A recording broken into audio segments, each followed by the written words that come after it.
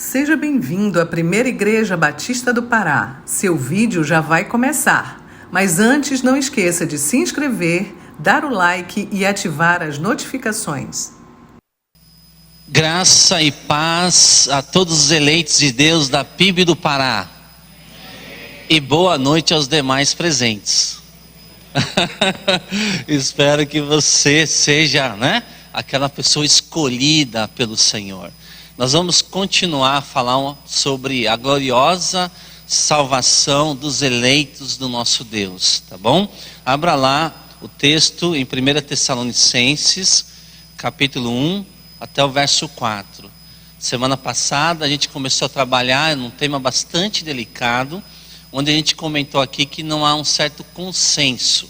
Entretanto, nós olhamos também que biblicamente percebemos Deus ensinando verdades incríveis sobre esse tema, eleição e predestinação daqueles que pertencem ao nosso Deus. Então vamos ler o texto ali, diz assim, 1 Tessalonicenses capítulo 1, de 1 a 4. Paulo, Silvano e Timóteo, a igreja dos Tessalonicenses, em Deus Pai e no Senhor Jesus Cristo, graça e paz a vós outros. Damos sempre graças a Deus por todos vós, mencionando-vos em nossas orações, e sem cessar recordando-nos diante do nosso Deus e Pai, da operosidade da vossa fé, da abnegação do vosso amor e da firmeza da vossa esperança em nosso Senhor Jesus Cristo, reconhecendo, irmãos, amados de Deus, a vossa eleição. Até aqui a leitura do texto.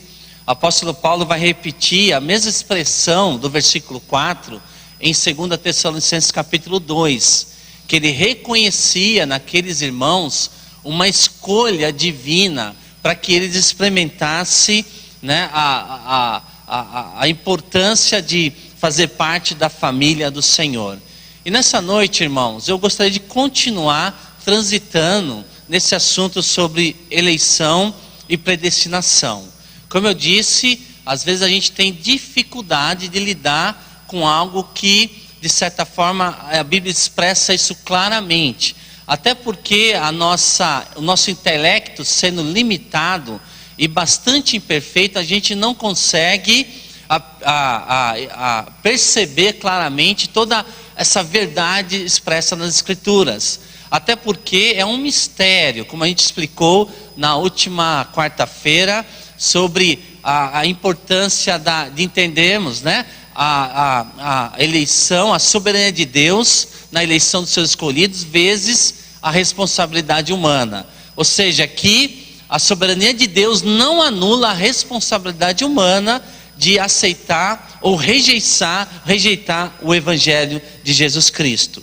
Então, voltando aqui para a gente relembrar o que foi falado na semana passada, uma breve definição do que é eleição, tá? Segundo as melhores mentes de grandes homens de Deus do passado e do presente, que percebem claramente esse ensino das Escrituras. Então, uma definição breve aqui: a eleição é o decreto eterno de Deus, pela qual Ele, Deus, em sua soberana vontade e sem levar em conta nenhum mérito humano previsto, escolhe uma grande multidão para receber a salvação eterna em Jesus Cristo. Aquela grande multidão que você vê em Apocalipse 7:9, de várias nações, povos e línguas, uma grande multidão. Mas outros não vão experimentar a eternidade, gozar a eternidade na presença do Senhor. Apenas aqueles que Deus de antemão escolheu, salvar por meio de Jesus Cristo. Nós vimos que tal doutrina não foi inventada por Agostinho de Hipona, nem por Calvino lá em Genebra. Pelo contrário, é sem dúvida uma doutrina bíblica, e nenhum cristão bíblico pode ignorá-la. Podemos não entender, e de fato a gente não consegue entender a sua profundidade e riqueza. Nenhuma mente humana consegue fazer isso. Podemos não entendê-la, até mesmo rejeitá-la, mas não tirá-la da Bíblia. Muitos rejeitam essa verdade e vão prestar conta diante do Senhor. mas está ali nas Escrituras. Especialmente você vê no Antigo e no Novo Testamento. Você vê textos inteiros indicando dessa forma. Como você lê Romanos, final do capítulo 8 de Romanos, especialmente o capítulo 9, gente, dá uma lida em Romanos 9 durante essa semana. Você vai perceber, para a gente destrinchar Romanos 9, a gente precisaria de várias quartas-feiras aqui. Não é à toa que Martin Lloyd-Jones demorou 13 anos para expor todo o livro de Romanos. Quando ele pegou esses temas tão importantes no livro de Romanos, ele gastou muitos e muitos meses, porque tem muita carne, como o pastor Heike costuma comentar nos versículos da palavra de Deus. Tem muita riquezas ali, pérolas nesses versículos. Então a gente viu a importância da gente olhar para as Escrituras e perceber, né, a responsabilidade humana e diante da soberania de Deus. Conversamos também sobre o perigo na falta de equilíbrio entre essas duas verdades, né? Da soberania de Deus, que é ensinada em toda a Bíblia, e a dificuldade teológica, né? Que é o relacionamento entre a soberania de Deus e a liberdade humana. E naquela quarta-feira a gente viu verdades inegociáveis acerca desse tema, que não dá para negociar, não dá para abrir mão. A gente viu 4 aspectos de que não dá para você negociar. Primeiro, a soberania de Deus, ou seja, o conceito de quem é Deus na história. Um Deus que é soberano, que é livre em suas decisões, que Ele não precisa consultar ninguém, e por ser livre nas suas decisões, Ele resolveu, antes da eternidade, nos resgatar por meio de Jesus Cristo. Então Deus é soberano nas suas escolhas, na eleição, na predestinação do homem. Nós vimos uma outra verdade que não dá para abrir mão, sobre a salvação pela graça e por meio da fé. Ou seja, nós somos alcançados porque um dia na eternidade Deus resolveu graciosamente estender a sua mão de misericórdia e nos resgatar do pecado, tirando-nos da morte eterna para experimentarmos a vida plena que há em Jesus Cristo. Uma salvação que Ele providenciou por meio da sua graça, né? De algo não merecido. E nós vimos também que a gente acessa isso por meio da fé. Não somos salvos por meio da fé, né? Nós somos salvos por causa. Nós não somos salvos por causa da fé. Nós somos salvos por causa da graça. E a fé apenas é um meio, é um instrumento que nós se apoderamos, nós assimilamos e assim abraçamos essa tão nobre boas novas que é o Evangelho de Jesus Cristo. Nós vimos também uma terceira verdade relacionado ao que a gente não pode abrir mão. A terceira verdade é sobre a responsabilidade humana. E na quarta-feira a gente colocou vários versículos que mostram claramente a soberania de Deus da sua escolha. Se Deus não trabalhar em sua vida, para que você compreenda o Evangelho, para que você, morto no seu delito e pecado, experimente a vida que é em Cristo Jesus, você jamais tomaria a decisão de aceitar o nosso Salvador. Vimos vários versículos que Deus escolheu, Deus elegeu a nós para a vida eterna. Vimos também do outro lado alguns outros versículos que foram colocados aqui na projeção sobre a responsabilidade humana. Ou seja, alguns versículos da Bíblia parecem atribuir ao homem a responsabilidade de poder ouvir o Evangelho e tomar uma decisão de arrependimento e assim se achegar diante da cruz de Cristo Jesus, se humilhando, se quebrantando. Vimos vários versículos mostrando a responsabilidade também humana. Então as duas tensões, né, nós vamos encontrar no texto bíblico: a soberania de Deus e a responsabilidade humana. Uma não anula a outra à luz das Escrituras. E também vimos uma quarta verdade: a segurança da salvação em Cristo Jesus. Uma vez que experimentou a vida eterna, você faz parte dessa família ampliada do Senhor. Você que tem a marca do Cordeiro, você pode ter certeza, você é menina dos olhos do Senhor. Ninguém vai arrebatar você da mão de Jesus Cristo, como Ele mostra lá em João capítulo capítulo 14, se não me falha a memória. E nessa noite, irmãos, eu gostaria de continuar falando um pouquinho desse tema, eleição e predestinação, fazendo algumas observações sobre o assunto, né? Vimos que a soberania de Deus e a responsabilidade do homem quase sempre aparece lado a lado, sem explicação ou harmonização. Envolve um paradoxo que o Novo Testamento não procura resolver e que nossas mentes finitas não podem compreender em sua profundidade. A gente viu, né, isso na quarta-feira última. Percebemos também que o alvo da eleição não é exaltar ao homem predestinado, mas louvar a graça de um Deus misericordioso. Ou seja, tudo aponta para o louvor e glória desse Deus que resolveu na eternidade nos alcançar. Então a eleição, a doutrina gloriosa da eleição não foca exaltar ao homem predestinado. A ênfase bíblica está sempre na misericórdia de Deus, que resgata muitos, mas não todas as pessoas da certeza da destruição eterna. Então você olha, quando você olha para o livro de Efésios, né? O Paulo, tomado pelo Espírito Santo, ele exalta, ele glorifica a Deus diante dessa preciosidade que é ensinada no capítulo 1. Você olha o capítulo 1, não só Romanos 9, mas capítulo 1 você fica deslumbrado. Para quê? Porque isso aponta para Deus, para o louvor e glória do seu nome. Então o alvo da eleição não é exaltar ao homem predestinado, mas louvar a graça de um Deus misericordioso. Inclusive o apóstolo Paulo vai dizer lá em Efésios, segura aí em Tessalonicenses, abra lá em Efésios 2, versículo 4 e 7. Olha que Paulo vai dizer: mas Deus, sendo rico em misericórdia, Efésios capítulo 2, verso 4, mas Deus, sendo rico em misericórdia, por causa do grande amor com que nos amou, e estando nós mortos em nossos delitos, nos deu vida juntamente com Cristo.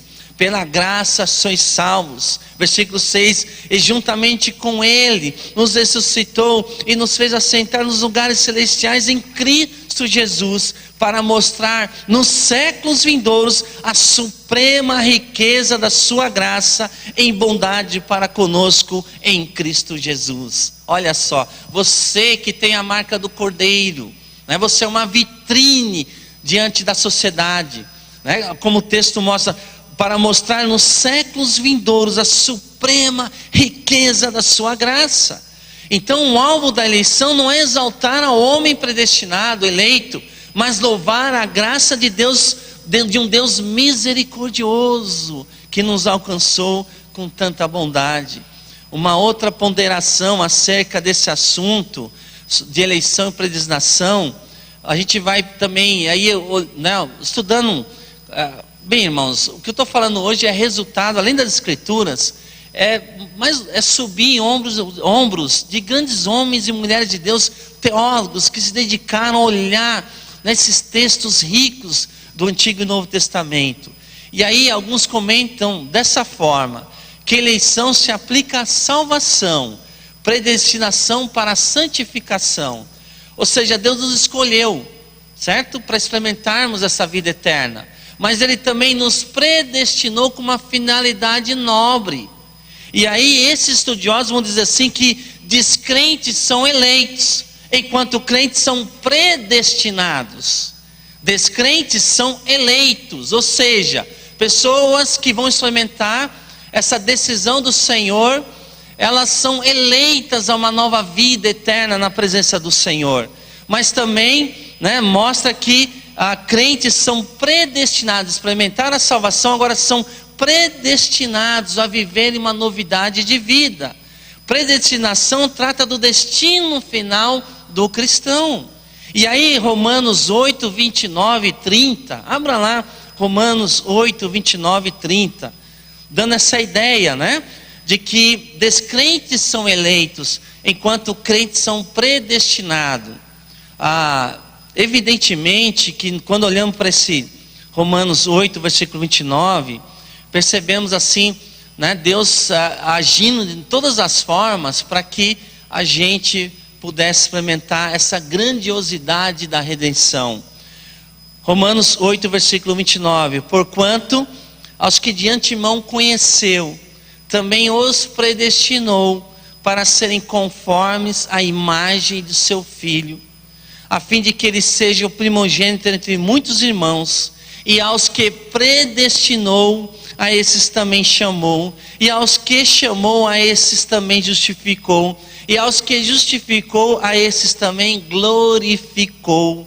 Olha que coisa maravilhosa e linda nesse texto. Vamos ver que nesse texto o resultado é justamente formar a imagem de Cristo.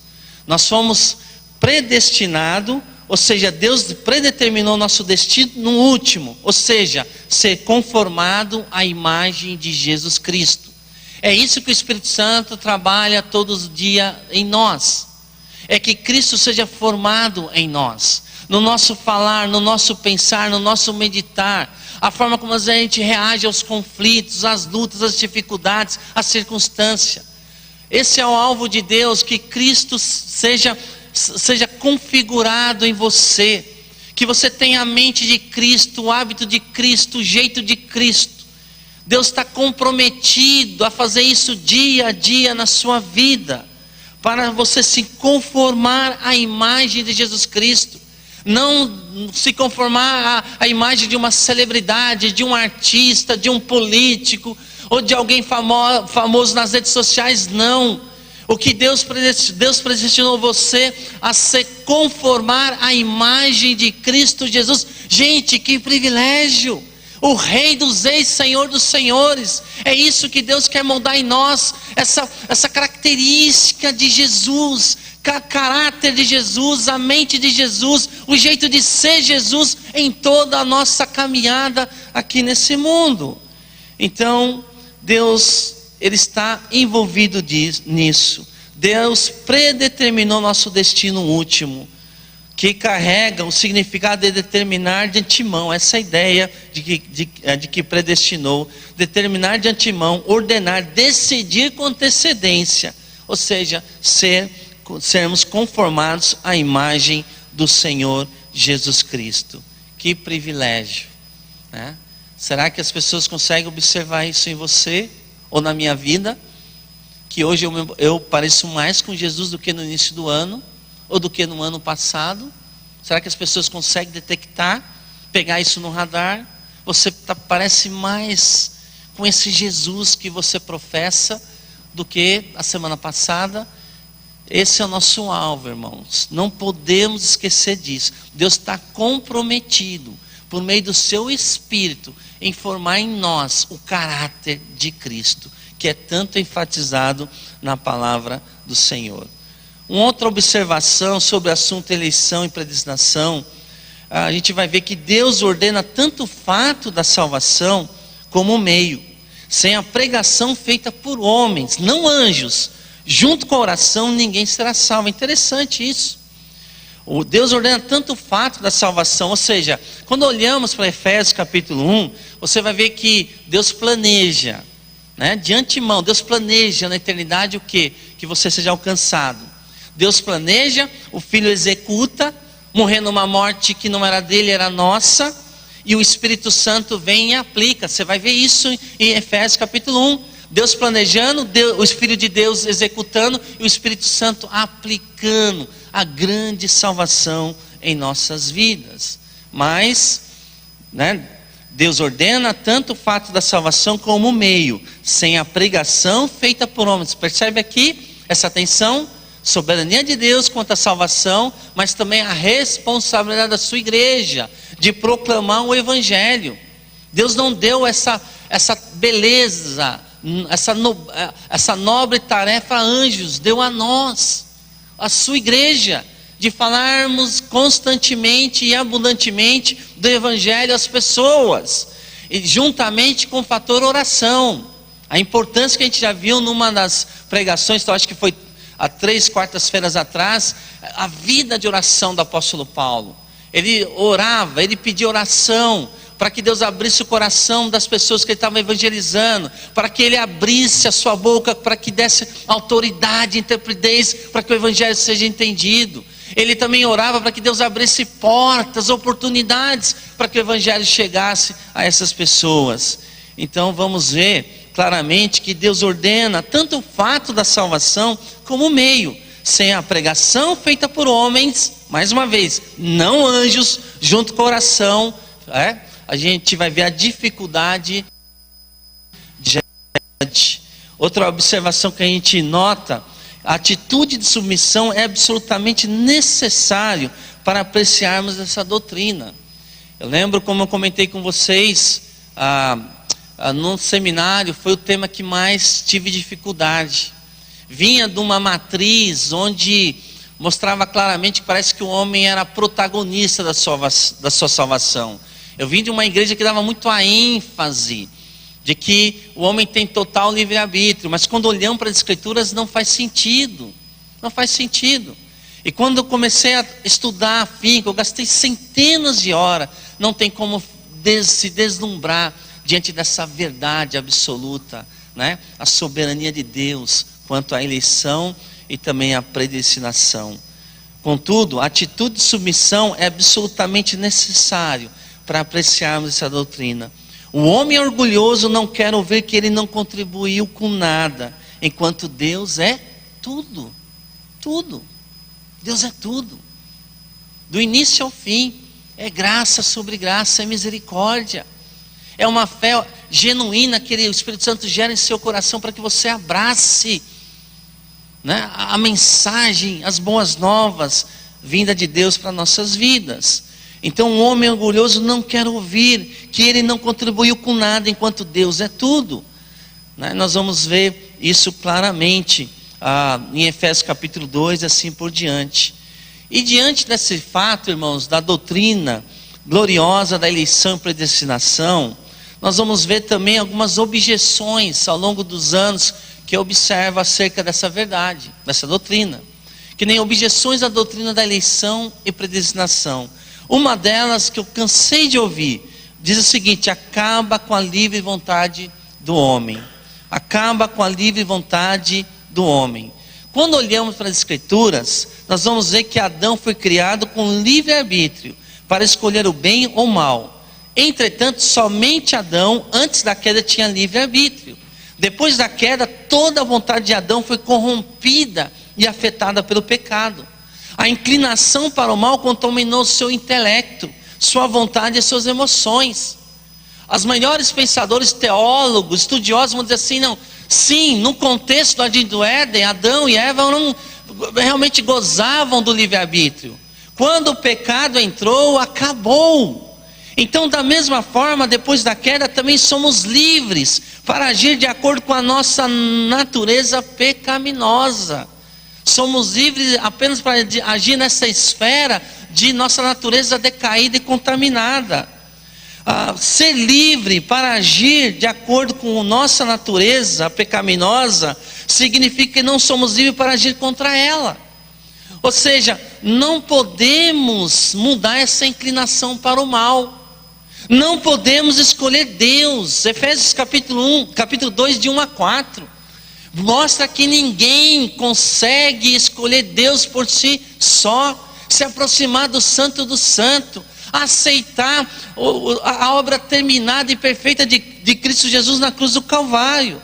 Então, ser livre para agir de acordo com a nossa natureza pecaminosa significa que não somos livres para agir contra ela. Ou seja, o bem que a pessoa até procura fazer, ela não consegue. Por quê? Porque a sua inclinação, né, ela está cerrada debaixo do pecado. Infelizmente, a sua natureza toda está. Não é à toa, já que a gente citou Efésios, vamos lá em Efésios capítulo 2, de 1 a 4.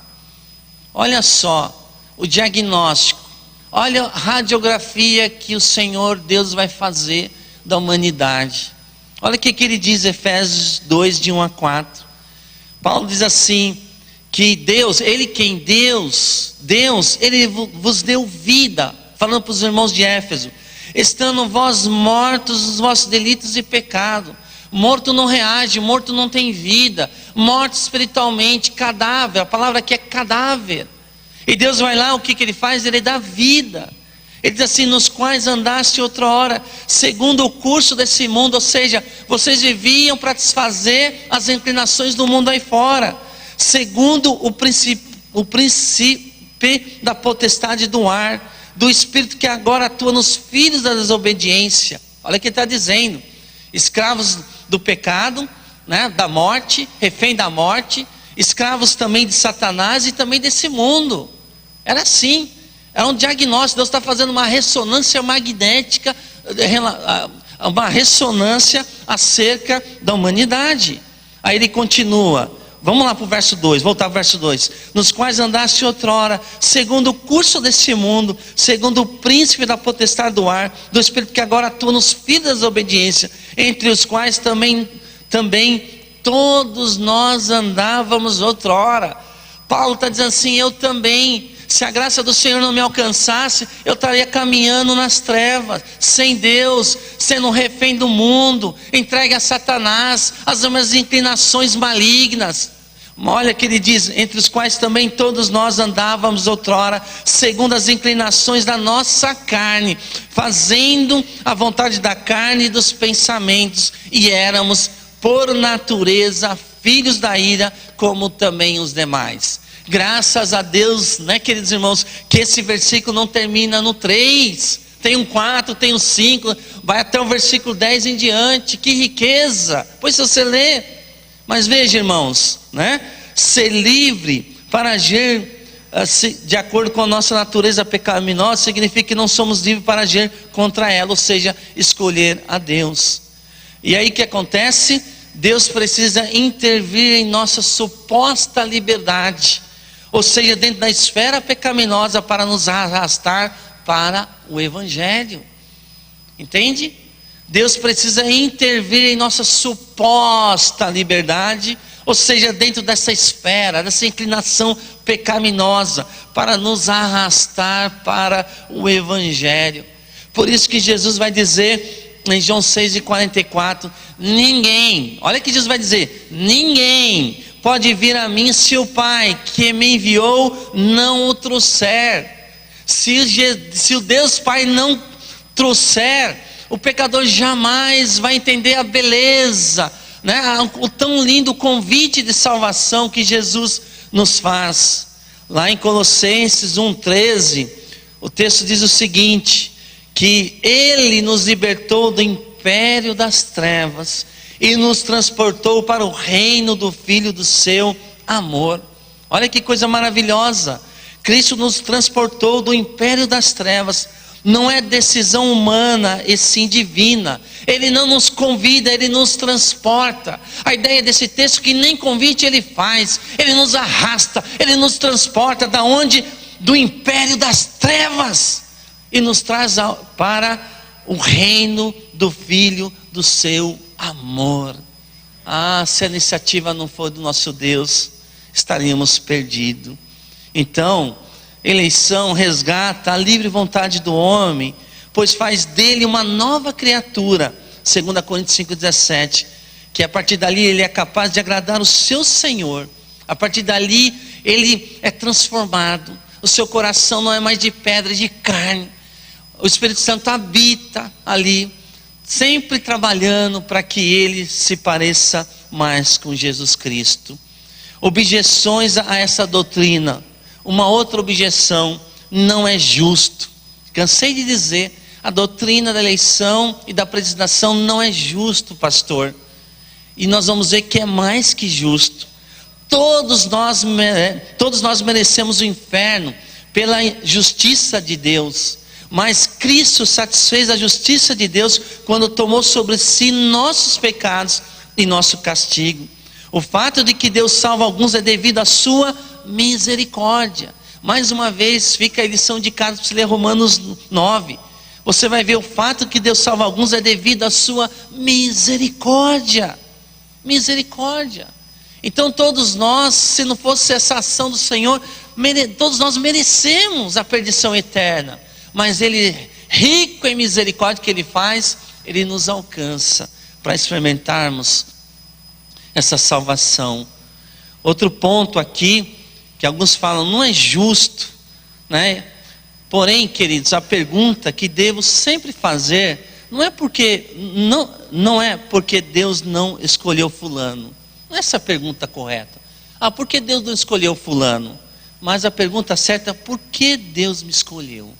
Essa é a pergunta que deve nortear a nossa mente. Não é porque Deus não escolheu fulano, ciclano, determinada pessoa em determinado país, não. Mas por que Ele me escolheu? E quando você começa a transitar nessa pergunta, seu coração se quebranta. Porque você percebe que Deus não fez um bom negócio escolhendo você. Você é imperfeito, cheio de dificuldade, mal resolvida, confusa, como eu. E Deus, na sua misericórdia, Ele alcançou você. E aí você começa a dar brado de louvor, de glória. Você começa a mudar suas atitudes em forma de gratidão a Deus. É fenomenal essa verdade. Como ela é inacreditável. Outra objeção acerca dessa doutrina da eleição e predestinação. Alguns dizem assim, que a doutrina da eleição acaba com o evangelismo, né? Já que Deus escolheu, para que evangelizar, né? Então a doutrina da eleição acaba com o evangelismo e destrói o espírito missionário de uma igreja. Será, irmãos? Pelo contrário, o entendimento correto da eleição estabelece evangelismo. Até porque temos a garantia de Deus de que alguns certamente crerão. Abra lá em Atos 18:10, né? Temos essa certeza da parte do Senhor, que a doutrina da eleição não acaba com o evangelismo, e muito menos destrói o empreendedorismo missionário. Por quê? Porque o entendimento correto da eleição estabelece sim evangelismo. Olha o que diz Atos 18:10. O Senhor vai conversar com o apóstolo Paulo e fala assim: Paulo, essa cidade eu sei que oferece desafios, mas olha o que ele disse. O Senhor lhe disse: não temas, pelo contrário, fala e não te cales, porquanto eu estou contigo e ninguém ousará fazer-te mal, pois tenho o quê? Pois tenho pouca gente? Não, pois tenho muito povo nesta cidade, na cidade de Corinto, promíscua, uma cidade perdida. Deus fala assim: Paulo, você não conhece, eu sei quem são os meus. Qual é o seu papel? Prega o evangelho, apóstolo Paulo. Não se intimida, fale das boas novas. 2 Timóteo 2:10, olha essa verdade. O entendimento correto da eleição estabelece evangelismo, né? O que diz 2 Timóteo 2:10? Paulo vai dizer: por essa razão, tudo suporto por causa dos eleitos, para que também eles obtenham a salvação que está em Cristo Jesus com eterna glória. Ou seja, Paulo está animado, mesmo diante de hostilidade, mesmo diante de incredulidade, de ser mal entendido.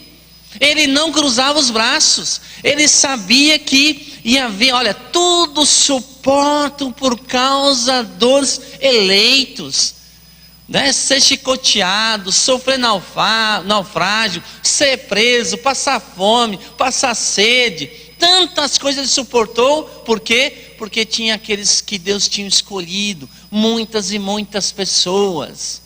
E a gente vai ver, irmãos, que além disso, os maiores missionários e líderes de missões ao longo da história da igreja defendiam a doutrina da eleição e predestinação. Não é uma verdade nova. Além de estar nas escrituras, você vai ver que ao longo da história, grandes homens de Deus. Você quer ver o exemplo? John Bunyan, né? Que escreveu aquele livro O Peregrino, talvez o livro mais lido e traduzido na história, só perdendo para a Bíblia, né? O famoso O Peregrino. Ele acreditava nisso. Você vai ver David Brainerd, missionário entre índios americanos. A vida desse homem nos humilha. Ele acreditava nessa verdade. Ele renunciou a tantas coisas para falar do bom nome do Senhor. O que dizer de Jonathan Edwards, grande teólogo, escritor e pregador do primeiro grande avivamento na América do Norte? Ele escreveu aquele sermão mais conhecido fora das Escrituras, que é pecadores na mão de um Deus irado. Ele era um avivalista, ele acreditava nessa verdade gloriosa dos eleitos, que Deus é que toma as suas decisões e decreta. Que dizer de George Whitefield, grande pregador? Ele atravessou o Oceano Atlântico, isso há 2 séculos atrás, 13 vezes de navio. Estudiosos estimam que ele pregou mais de 18.000 sermões. Ele acreditava nessa verdade. O que dizer de Charles Spurgeon, o príncipe dos pregadores? Ele também acreditava nessa verdade. Robert Moffat também acreditava nessa verdade. William Carey, famoso batista, pai de missões, pai do movimento moderno de missões. Ele passou bons anos, décadas na Índia, mas ele sabia, ele acreditava, ele defendia nessa doutrina gloriosa. David Livingstone, o mais famoso missionário para o continente africano. Robert Morris, o primeiro missionário protestante na China. O que dizer de Adoniram Judson, famoso missionário na Birmândia. Jim Elliot, né? Morreu aqui na América do Sul com os Alcas. 5 jovens que morreram. A esposa dele escreveu vários livros que morreu. Ela morreu uns 2 anos atrás, Elizabeth Elliot. Ele acreditava, Jim Elliot, nessa verdade do Evangelho. Aí você tem John Stott, estudioso, pregador, pastor, evangelista do século XX. Francis Schaeffer, um acadêmico, né? Fundador do Labril, também acreditava nessa verdade.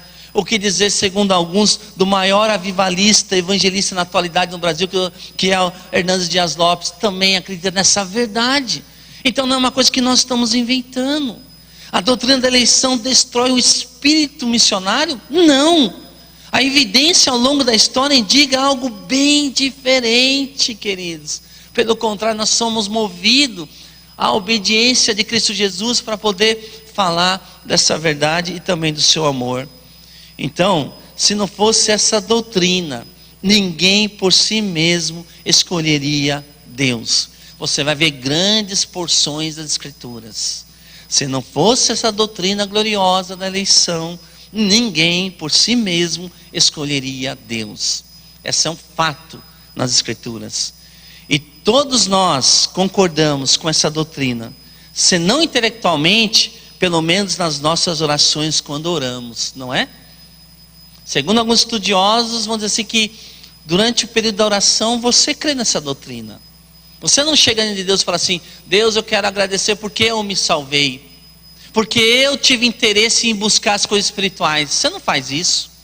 Pelo contrário, você dobra o joelho em gratidão. Deus, obrigado por tão grande salvação. Quando você ora para um parente que está internado, está adoentado, ou para o seu vizinho, como é que você ora? Deus, convence o Joãozinho. Deus, quebranta o seu coração, não é? Você está crendo na doutrina do que? Da eleição, predestinação. Você está convidando Deus. Se o Senhor não agir, se o Senhor não for à frente, jamais as pessoas vão entender o verdadeiro Evangelho. Nós que fazemos dessa forma.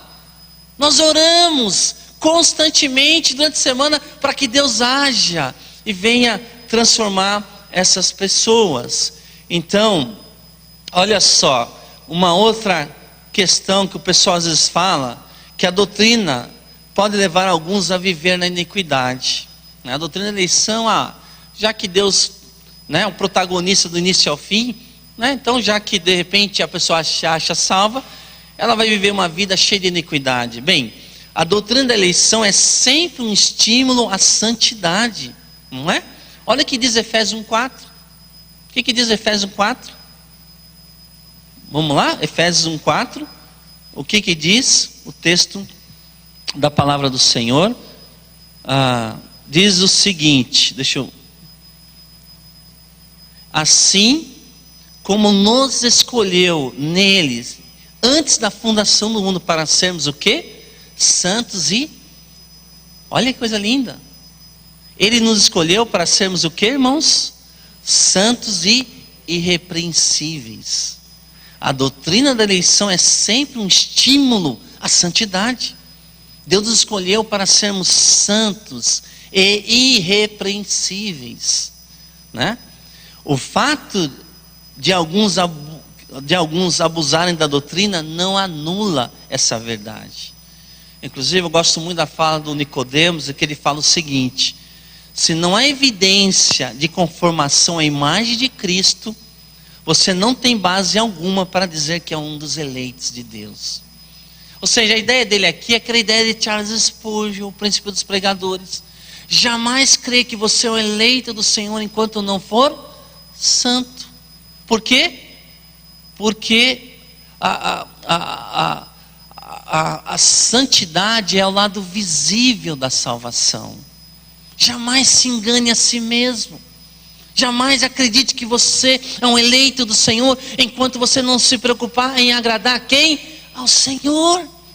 Ao Senhor. Porque veja, é isso que o Evangelho faz.